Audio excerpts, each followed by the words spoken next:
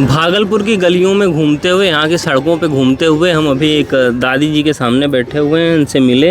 ये बांस से कुछ सामान बना रही हैं। क्या बना रही हैं दादी आप बांस से? सूप डलिया बनाते हैं। हाँ, तो ये जो गांव में इस्तेमाल किए जाने वाले देते हैं, भागलपुर में जाते हैं, देते हैं। तो ये आपका सामान सामान्य लोग खरीदते हैं या दुकानों पे जाता है? ना, हम सिर्फ बना कर को पैकार को देते हैं। किसको देती हैं?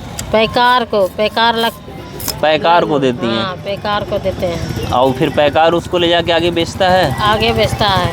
तो पैकार आपको एक सूप का कितने रुपए देता है? 150 रुपया जोड़ा बिकता है। आप 150 रुपया लेती हैं और 2 सूप पैकार को दे देती हैं। हाँ। फिर वो आगे कितने रुपए में बेचता है? वो 160 रुपया बेचता है। 160 रुपए में वो एक बेचता है। हाँ। जहाँ आप उसे 150 में 2 दे रही हैं, वो 160 में फिर आगे चल के एक बेचता है। तो दिन भर में आप ऐसे कितने सामान की बिक्री कर देती होंगी?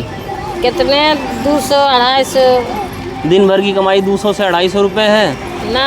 हाँ। दिन भर में 500 रुपया कमाते हैं। दिन भर में 500 रुपये के आसपास आपकी कमाई होती है। तो क्या होता है?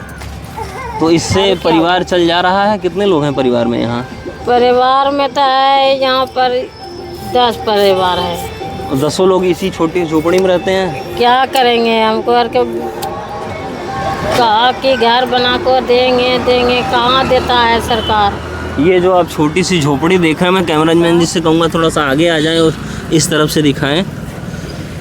ये बस इतनी ही ज़मीन है जितनी ज़मीन में आप अमूमन एक लोगों का एक कमरा जो बनता है उतनी ही ज़मीन है। लेकिन यहाँ कोई कमरा नहीं बना हुआ है, यहाँ कोई सुख सुविधाएं नहीं हैं। यहाँ बस जैसे झोपड़ी डाल करके लोग रह रहे हैं। एक में तीन यहाँ छोटे बच्चे हैं, एक महिला उधर है, दादी जी इधर खड़ी हैं।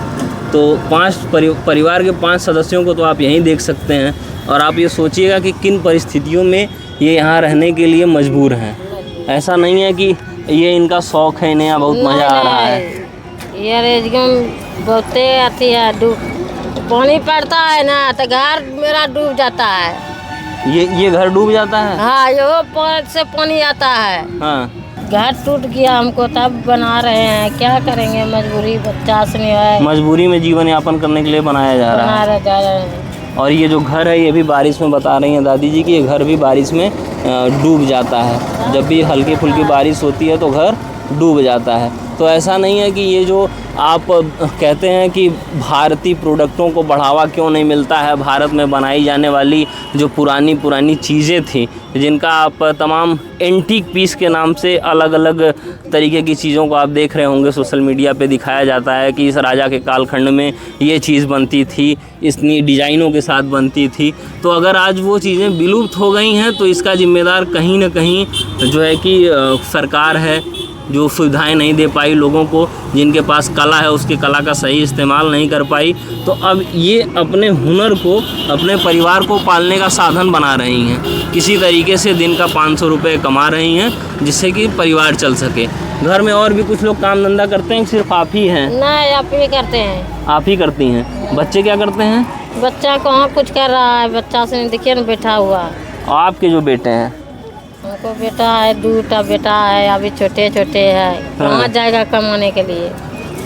ये हैं परिस्थितियाँ। अगर सरकार ध्यान नहीं देगी तो जो भारतीय परंपरा में जो कलाएं थीं, जो अलग अलग तरीके की शिल्प कला थी, नई चीज़ों का निर्माण करने की कला थी, वो इसी तरीके से धीरे धीरे विलुप्त होती चली जाएगी। बने रहिए आप मेरे साथ, देखते रहिए the social life. Cameraman Saurabh के साथ मैं प्रशांत पांडे।